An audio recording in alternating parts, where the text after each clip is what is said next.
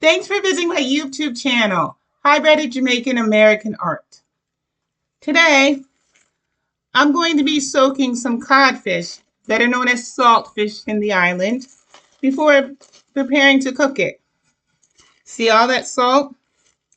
Now, I don't know if I'm going to be making the Jamaican codfish that my Jamaican mother taught me how to make, or the Jamaican saltfish cakes that my Jamaican auntie taught me how to make. But either way, I'm going to be soaking some of the salt out. I'm running some water over it.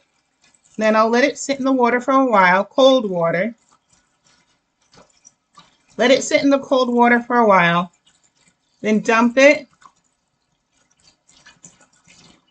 And then put some fresh water on it. Now, depending how much salt is on there, I might have to soak it more than once. And of course, the reason why I'm soaking salt out of this is because too much salt will not only make it untasty, but make it unhealthy. So just run the water over your saltfish to get some, not all.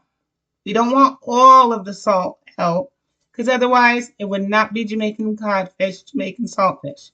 We need some salt, just not too much. So like I said, I'm going to let the saltfish soak for a while. Come back, dump the salty water, put fresh water on it.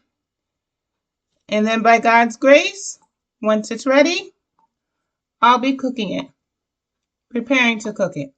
Hope to see you then.